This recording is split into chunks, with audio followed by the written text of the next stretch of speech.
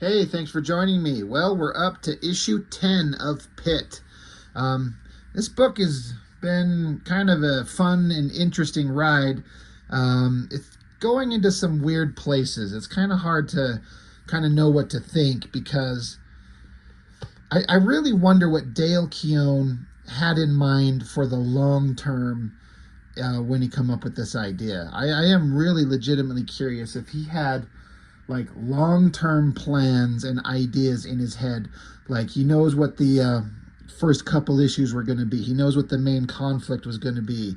All the main stuff that you would expect in the first couple of issues of a book. Whether it's cliche or not, or whether you're writing something really deep and meaningful. There's certain things that kind of happen with your characters when you introduce them. We have to be introduced to them, we have to put them in jeopardy, and they have to get their way out, right? Basically speaking. So, I feel like Dale Keown probably had the basic idea in his head to start of what's going to happen. But after that, where is it going to go? I wonder how much he had planned out in the future. Like when I read Savage Dragon by Eric Larson, there's like no doubt that he knew exactly where that character was going. It's like he knew exactly what was going to happen. But I don't feel like that was the case with many other of the early Image guys. Case in point, this is a weird little story that goes on in an issue of PITT here. Basically, now that all the main villain was kind of defeated, we find out that PITT he's from a alien race called the Creed, but he's like half Creed, half human, and he's bonded in some way with this little boy. And if you've read the previous issues or seen my videos on it, that this kid was imbued with some power from some great space alien god being, something like that left him. But the kid now still has weird powers. How? Why? I don't know. And then in the last issue, it got into how he's kind of the kid, after the traumatic experiences he had in the previous issues of being possessed of this power and everyone after him, and he's just kind of not coping very well, but he's trying to go back to school. Then he gets into some schoolyard bully fights, and the kid's he's not having a good time. But PITT is now just hanging around the kid, keeping an eye on him or something. And in the last issue, I guess it ended with them having kind of a face-off, because the kid's getting kind of pissed off at PITT because the kid feels like his life is all screwed up and it's PITT's fault. So now the story starts out. The grandfather, who has been in part of the book since issue 1, he's the like the legal guardian, the protector of the kid.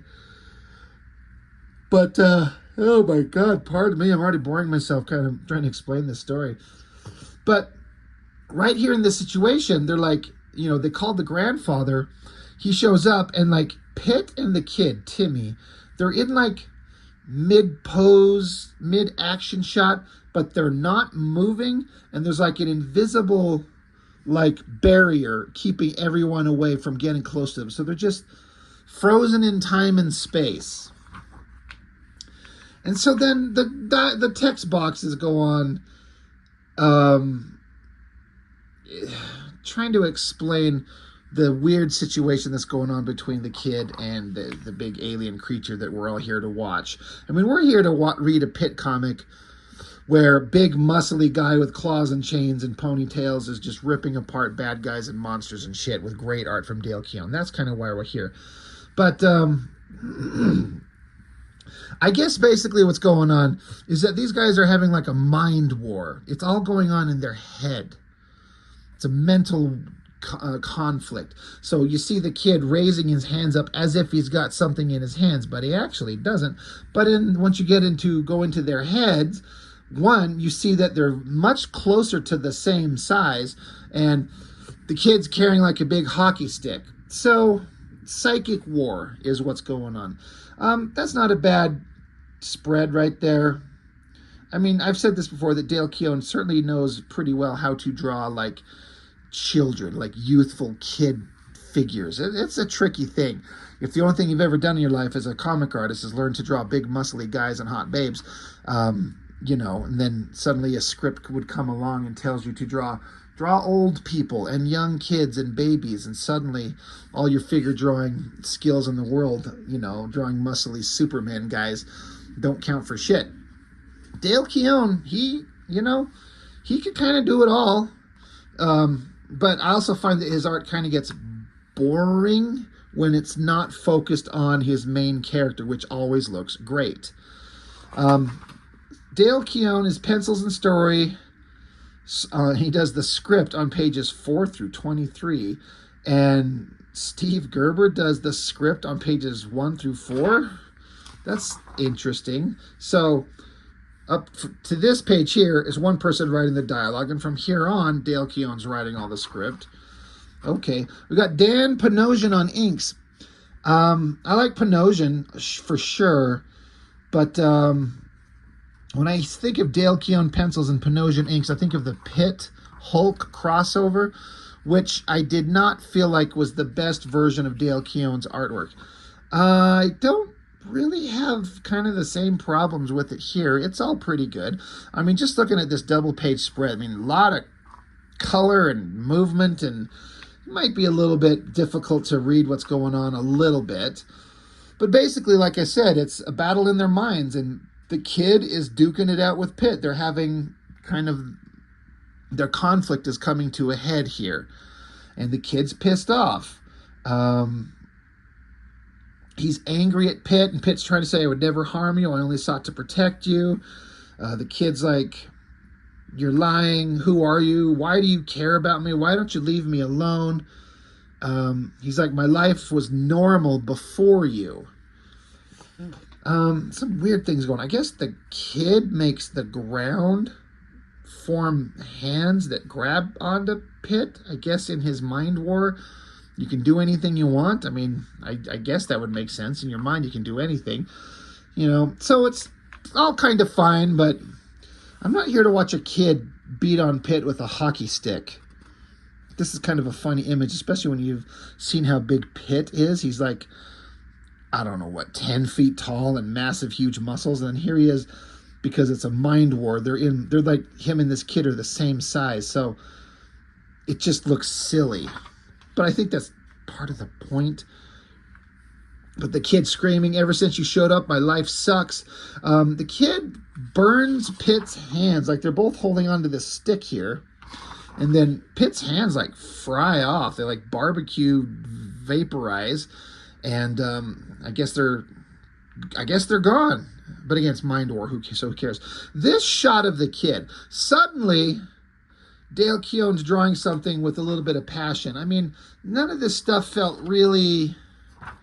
It's all fine, But I don't know. This thing suddenly, the heavy shadows, the great background design, the colors, like the warm colors on the figure up front, and then the cool colors behind him really make for some great separation.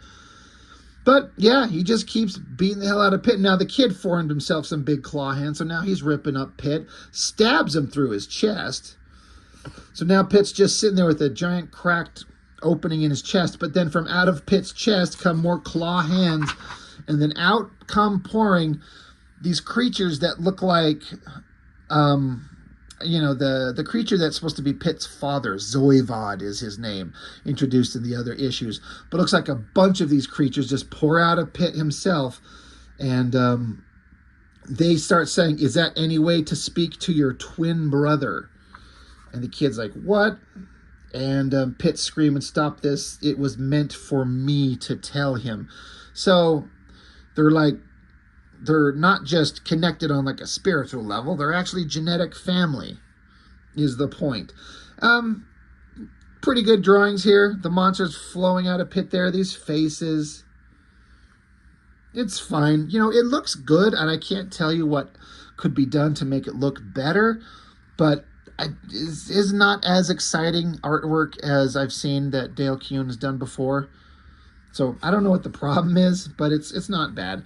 But PITT then now metaphorically smashes the alien creatures, and the kid's like, is this true? And, that we're twin brothers? And PITT's like, yes, I didn't know until recently. The kid's freaking out. How can we be twins? That's impossible. And PITT's like, anything is possible. it's like they're trying to get into some deep kind of philosophical conversations, and I don't know that it's working. But finally, back in the real world, both Pitt and the kid wake up and fall down and collapse to the ground. The grandfather picks up the kid, and the grandfather's like, the kid says he's sick. The kid's like, I'm going to puke. And the grandfather like, you hear that, Pitt? He feels like he's going to puke, you big freak. I hope you're satisfied. And the kid says, it's okay, Grandpa. It's my fault. And there was this spread right here, this page. Excuse me. In this spread right here, like you normally would start at the top of the page, right, and read down. But in terms of the story, you're supposed to read this box here and this panel first. Here, then here, then here. And when you see it, he does have it divided as that's one panel there, and then second panel, and then third panel. So I do get what he's getting at there, but visually, the way he's got this big figure of Pitt and his arms spread out, visually, it read weird because it didn't make sense for him to say that. And then you read it, you're like, oh, you're supposed to go here first, then there. Anyway, pretty good shot. I love this double lighting shot of Pitt's face that Dale Keown can do. No one can do it like him. That looks really good. And the colorist, who's doing the coloring? Ollie Optics, color guide Steve Olaf and Queen Suplee. I feel like the coloring is really good. And then we got another good, awesome, great big muscular shot of Pitt. Like that's pretty damn good. And the grandfather, because the kid said, it's okay, Grandpa. It's my fault. The grandpa says, your fault. You're talking nonsense. Everything was fine before he showed up. And Pitt says, was it? What you don't realize is that our lives were connected long before my arrival. Whatever that means. So now the grandfather's putting the kid in the truck, and they're trying to get him out of there and try to figure out that they might need counseling for the kid, and things are weird, and more little elementary school kids are making fun of our little hero Timmy, but he's still got powers. His fist is charged up with energy. So the kid's disturbed. And the fact that he's got powers and he's just a little raging little youthful kid, that's not good. Meanwhile, Pitt, he jumped away. He comes back and lands in the water, splashes. He crawls out and sits his ass down. And then we get this reoccurring theme. I think this is the same dog that we've seen in issues several before, issue 2 or 3, something like that. And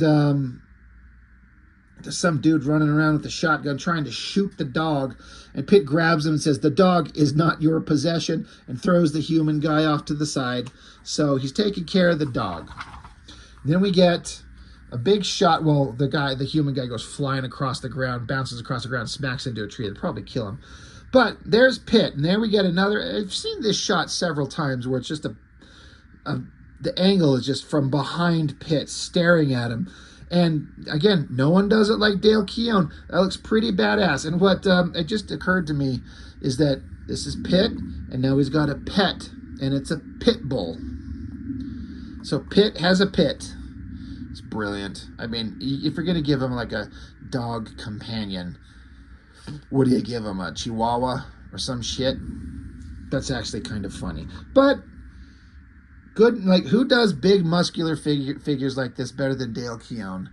Meanwhile, some of the bully kids that we've kind of been introduced to, they're in an arcade playing these violent video games. They're violent, murderous little hellions on the video games. And there's this guy watching. And he's like, oh, this is interesting. Like, this is something about these kids playing video games is important to him. So the kids, they take off, they go outside, and there's a van out front, and there's a guy that says, want a lift? And one kid says, we shouldn't do this, man. And the other kid says, what can he do? There's 2 of us. So they're also stupid, but something's going on with them here. And if I remember correctly, I haven't read the future issues in years, but if I remember what they do, I always, if it's what I think it is, we'll get to in the next review of the next issues. But what they end up doing with these kids is, I actually think it was pretty unique. for the time. So we'll get back to that. Meanwhile, Pitt and his pit bull are walking back up to the little tiny shack of a house that the grandfather and the kid Timmy are in. Pitt knocks on the door and asks if the grandfather would take the pit bull inside out of the rain. To which the grandfather agrees. He also tells Pitt that he can't come in because you're too big. And he's like, I don't want to come in, just the dog. Meanwhile, now Pitt's just standing in the rain. I guess he's growling. It says, is that supposed to be lightning? Thunder? Crack? He's just staring off into space, and then suddenly laser lightning blasts blow up a tree next to him, starts erupting all around him. It lifts Pitt into the air. So it looks like it's causing him pain, it's zapping him, it's electrifying him, it's incapacitating him somehow. Pitt drops to the ground, and then we get what Dale Keown does best, is a big double-page spread of some kind of like crazy monstrous creature that looks like Pitt might need to fight. There's some badass shit right there. That looks awesome. I don't know what it is. A guy just covered in spikes, some big long staff weapon, rain and lightning in the background, Pitt growling, grimacing, claws forming. And this new character says, don't get up. And Pitt says, you, like he knows who it is. And this new character says, I have come a long way for you, Pitt, to be continued. So there you go. That's Pitt issue 10. I tend to run into people in the comment section that enjoyed Pitt as a comic when it first came out. And it seems like a lot of people comment that, and maybe it's not a lot, maybe it's just a couple and it just sticks out in my head and I'm just kind of projecting. But it seems like there's a chunk of people who really liked the book but didn't stick with it. And it might be because of the, my recollection is that the publishing schedule was really erratic and big gaps in between. So that loses your audience. You know, you stop caring, you stop looking for it, you stop knowing. And, you know, so I run into people that are like, I didn't even know that this stuff happened in the story. You know, I had no idea that this was going on. And also, I mean, did anything interesting really happen here in this book, in this issue? Like, Pitt and the kid have a couple of splash page, double page spreads of them fighting, but it's all in the mind war. You know, they're trying to come to a kind of an understanding of their relationship. And then Pitt's running around and gets a pet, and then we end it with a giant monster guy showing up too. Is he an enemy? Is he a friend? Who knows? I mean, it's moving the story forward a little bit at a snail's pace, but there wasn't much of the cool shit that we come to a Pitt comic for. You know, I don't want to see Pitt fighting a kid in a mind war. I want to see Pitt fighting this guy. But by the same token, you have to have appropriate build-up. You have to have this. You can't just have issue after issue of Pitt just ripping people's guts out, as much as I jokingly say I would absolutely love to see that. But it would get old after a couple of issues. You want to have some setup and payoff and some interesting kind of drama. And that's where Dale Keown's story actually carry the weight that it needs to give us what we really want, the best version of this character. I don't know. And I've read all these issues when I first got them, but I haven't read them since the first read through. As far as I've read the first couple issues several times, but past issue 7, 8, 9 and on to the end in the whatever it ends on 20, 21, whatever it is. I've read them maybe once. I can't tell you what the hell's going to happen. So even though I've read the story, I can't tell you where it's going. So we'll all discover it together. But letters pages, fan art, that's always fun. But I guess that's basically it. Just some ads for the normal kind of stuff in here. You know, Dale Keown's doing his thing. It might be a little erratic, I think, as far as a publishing schedule, but he kept going, and you know, it's not bad, you know, at all. It's just, you know, I think with any comic out there in the world, there's times where a thing is, it's firing on all cylinders, it's just working, and then there's lulls, there's peaks and valleys of quality, and it's just kind of like, all right, where are we going with the angry kid fighting the big monster? Where are we going with this? What's the next big storyline? What's the next big obstacle for us to deal with? And where are we going to go on this journey with this character if I'm going to stick around? as much as I jokingly say, just have amazing artwork and that'll carry it forever. It will for a while, but I want some substance. And I'm not saying it's not there. It's just it's being doled out in a way that's not super exciting at this point. Anyway, that's all I've got for now. PITT issue 10. Thank you for watching, and I will see you on the next one.